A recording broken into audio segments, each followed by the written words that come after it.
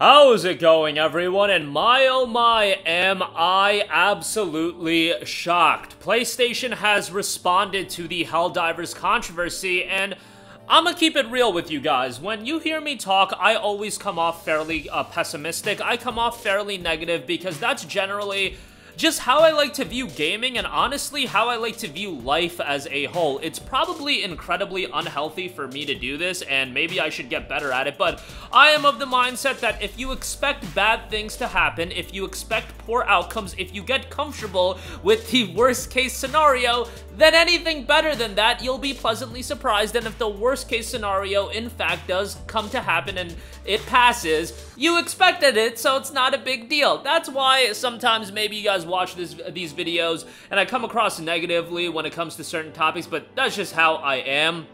And when it came to PlayStation and this Helldivers 2 situation, I really thought they weren't going to do anything about it. If you told me that this decision was going to ultimately be up to Arrowhead, I would have said, hey, I think Arrowhead will course correct. That's because Arrowhead has built up a lot of goodwill. I don't think PlayStation generally has that level of goodwill. I think they're an okay publisher. I think they've done some things that have been relatively negative for the consumer, to say the least, and, you know, they're a big corporation. Generally speaking, big corporations don't do what's best for the consumer. I love PlayStation as a brand. It's always been my favorite console, probably always will be my favorite console, but I don't have this level of brand allegiance where I'm going to be absolutely blind to everything they do. But credit where credit is due. As PlayStation tweeted out late last night, Helldivers fans, we've heard your feedback on the Helldivers 2 account linking update. The May 6th update, which would have required Steam and PlayStation Network account linking for new players and for current players beginning May 30th, will not be moving forward. We're still learning what is best for PC players, and your feedback has been invaluable.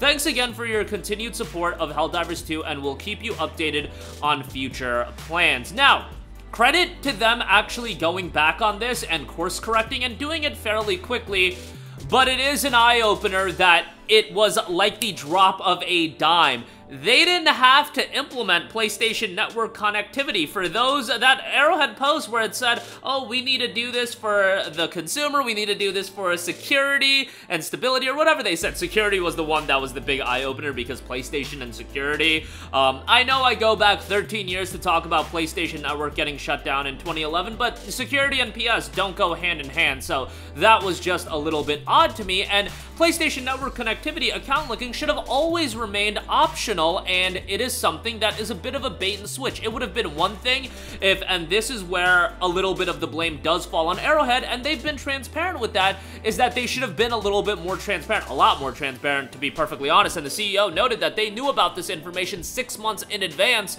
or 6 months ahead of launches, I believe what he said, and they should have been of the mindset that, hey, we should let the player base know about this. Maybe they didn't deem it to be as big of an issue, but PlayStation Network account linking, I think, is a big deal. I get it for those of you that are playing Helldivers 2 on PlayStation consoles, it's not a big deal, but it's the bait and switch element of it, and you guys have to understand why I get upset about a lot of these things is because if you let something like this slide, and if you let them get away with it, well, that gives them the power to continually do this in the future. And PlayStation, maybe they're course correcting a little bit as far as their live service game plan and going all in with live service games, but live service is still going to be a big element of them, and if you want to do quality live service games, you need to have the PC player base invested into it. Helldivers 2, I don't know the exact player split when it comes to PC and PlayStation, but it's a significant portion, and you do not want to upset the PC community. Sure, the console community is going to be fine with PlayStation Network connectivity. It's baked into your console experience, but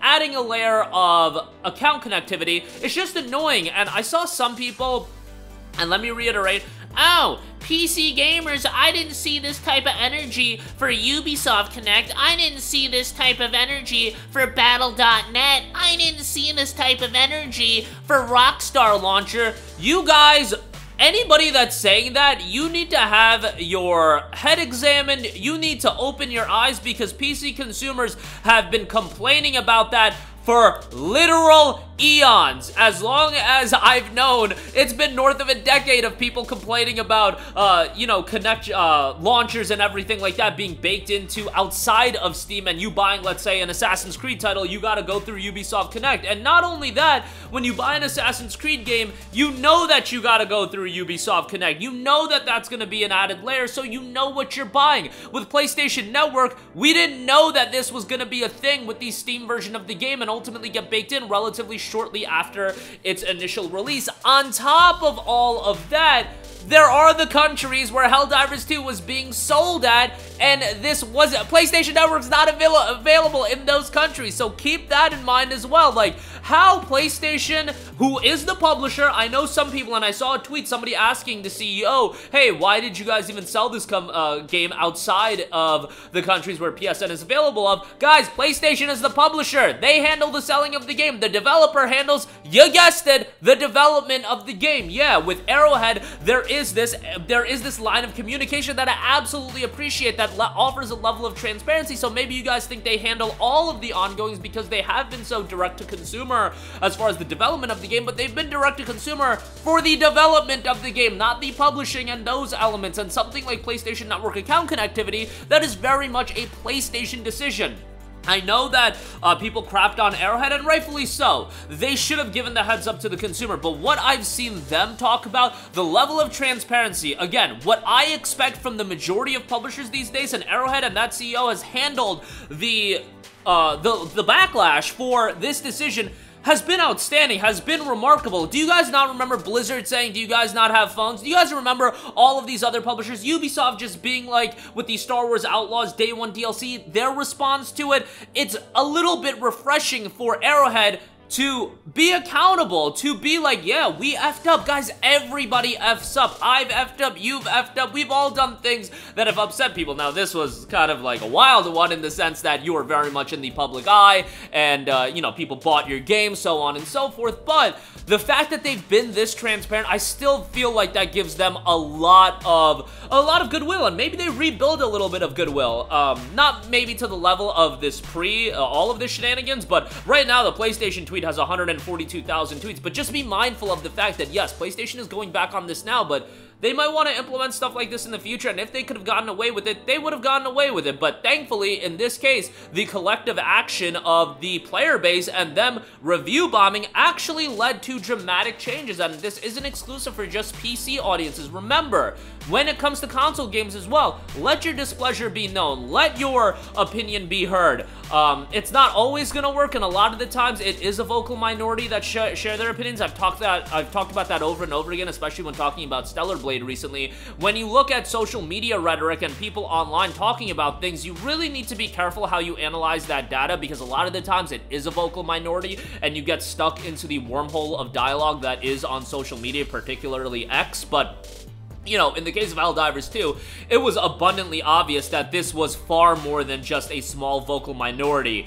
There were so many gigantic content creators creating content about this and how awful it was and how Arrowhead and PlayStation were destroying the goodwill of a game that created that goodwill, created that buzz, created that attention from the ground up. And PlayStation, y'all didn't do a good job of promoting Helldivers 2. Really, it was a word of mouth from the consumers, and then you almost turn your back on the consumers a little bit. Remember, I've been talking about PlayStation's lackluster promotion of Helldivers 2 going back to June of last year, and it was a game that I had the thought in my head that if it was gonna pop off, it would have been from the standpoint of the consumers, the player base just naturally talking about it, because PlayStation didn't do that good of a job of getting the word out about it. But now the game has popped off, and you want to take this as an opportunity to implement PlayStation Network, and I know that the plan is to implement the PlayStation Network account connectivity and linking to all online PlayStation titles. I believe Ghost of Tsushima Legends, they're not going to go back on that with the PC release of that, so we'll see how all of this shakes out. But remember, with Ghost of Tsushima, if this goes forward, that means those regions that don't have PlayStation Network support, you are legitimately buying a lesser product if you buy Ghost of Tsushima for the same price, because I don't think the game has regional pricing either. So keep that in mind as well. Keep the energy the same when it comes to that, because that's not as whack, but it's still fairly whack. And the very least, with that game, you know going into it what to expect. With Helldivers 2, the real issue was the bait and switch. But thankfully, it has been resolved, and credit to PlayStation, credit to Arrowhead. A lot of the times, you know, you'll get the do you guys not have phones nonsense, but in this case, you know, with the regions being affected, with it being a bait and switch, I like that they were pretty quick to respond about this and getting this resolved. And again, I'm usually pessimistic when it comes to this kind of stuff, and I'll be completely honest with you guys, I did not expect this. I thought we were gonna have to eat a crap sandwich and like the taste of it, but thankfully, PlayStation did respond, and they're doing the right thing, and hopefully, this is an eye-opener to consumers all over that if you have real criticisms towards something, vote with your wallet. The refunds were coming in as well. I don't know how many refunds were given out, but there were some given out, and maybe that had a part to play. And obviously, with the level of vitriol attached to it, they had to give some sort of response. I just didn't expect this quality of a response. So that'll do it for me. Let me know all your thoughts in the comment section down below. As always, sound off there. Thank you for watching, and goodbye. Hey guys, we hope you enjoyed the video, and if you did, make sure to hit the subscribe button, and if you're already subscribed, do us a favor and hit the bell icon. This way you'll be notified whenever we post a new video. That's the best way to keep up with all of our uploads, and we usually try to upload 2 videos a day. And with the bell icon hit, you'll be notified whenever we do upload a video. As always, thanks for watching.